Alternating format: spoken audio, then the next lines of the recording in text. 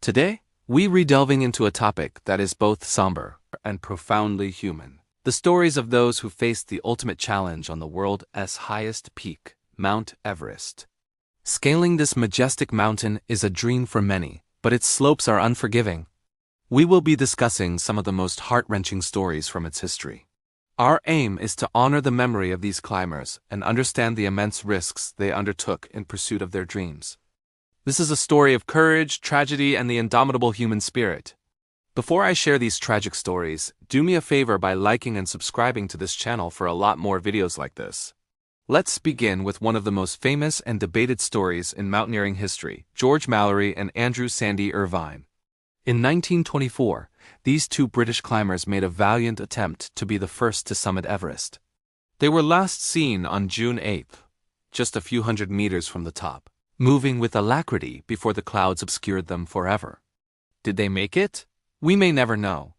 Mallory's remarkably well-preserved body was discovered 75 years later in 1999, but Irvine, and the camera they carried that might hold the answer, remain missing. Their story is not just a mystery.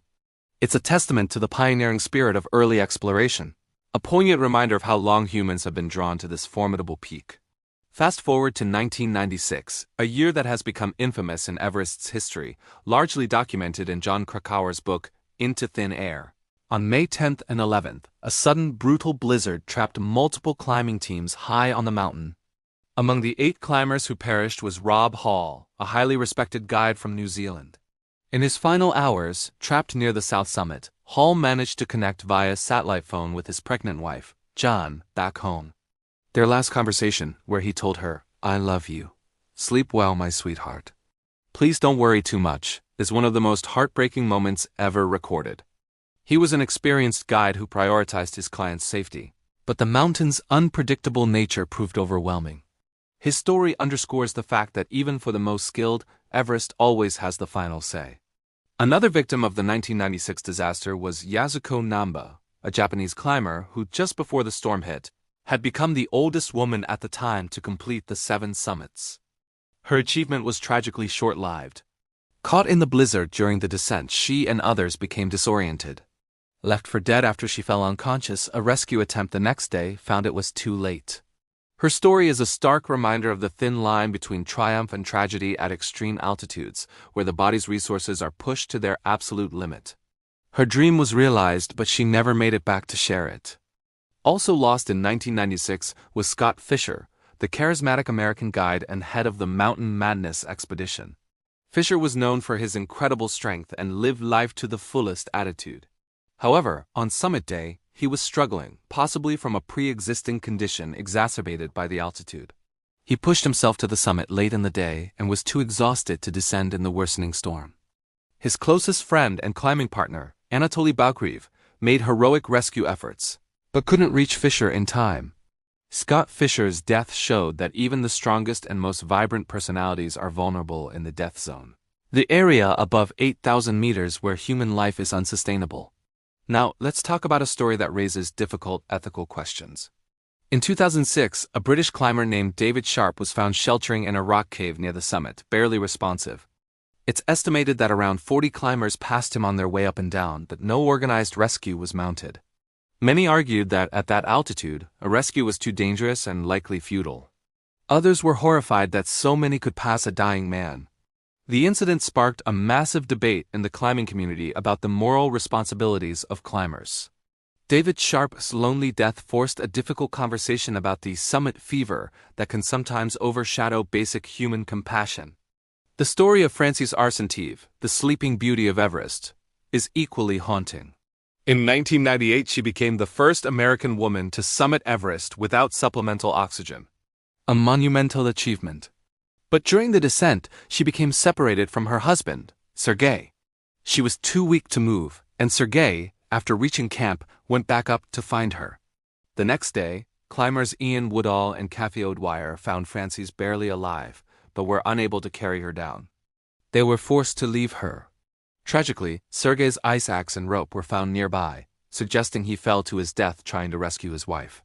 For 9 years, Frances' body remained in a visible spot on the main route until Woodall returned in 2007 to move her to a more dignified resting place, fulfilling a promise he made to her. Not all tragedies on Everest are individual events. The 2014 Everest icefall avalanche was a devastating blow to the Sherpa community. On April 18, a massive block of ice collapsed in the treacherous Khumbu icefall, sweeping away a group of Sherpa guides who were preparing the route for the season's clients. 16 Sherpas lost their lives, making it one of the deadliest days on the mountain up to that point. This event highlighted the incredible dangers that local guides face every day. They are the backbone of Everest expeditions, yet they bear a disproportionate amount of the risk.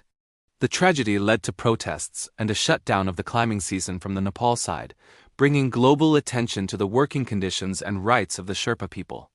Just 1 year later, in 2015, an even greater catastrophe occurred. A 7.8 magnitude earthquake struck Nepal, triggering a massive avalanche at Everest Base Camp. A wall of snow, ice, and rock tore through the camp, which was bustling with climbers preparing for their ascent. At least 22 people were killed, and many more were injured, making it the single deadliest day in the mountain's history. This was a different kind of tragedy, not one born from the challenges of climbing, but from a force of nature that struck the mountain's very foundation. It served as a powerful reminder that the dangers on Everest are not just on its slopes, but all around it. Finally, we remember Hannelore Schmatz. In 1979, she became the first woman to die on Everest after successfully reaching the summit. During the descent, exhausted, she and another climber decided to bivouac overnight, despite their Sherpa guides urging them to continue down. It was a fatal decision. She passed away in her sleep, sitting down and leaning against her backpack. For years, her body remained in that position, a grim landmark for climbers on the southern route. Her story is a cautionary tale about underestimating the descent. The summit is only halfway. Getting back down safely is the true challenge, and fatigue can lead to fatal errors in judgment. These stories are difficult to hear, but they are an integral part of the history of Mount Everest. They speak of ambition, courage, and the ultimate price of a dream. They also teach us about humility in the face of nature's awesome power. We remember these climbers not just for how they died, but for how they lived pushing the boundaries of human endurance. Thank you for joining me today to honor their memories. If you found this tribute meaningful, please consider liking this video and subscribing to our channel for more content that explores the depths of human history and adventure. Stay safe, and we'll see you in the next video.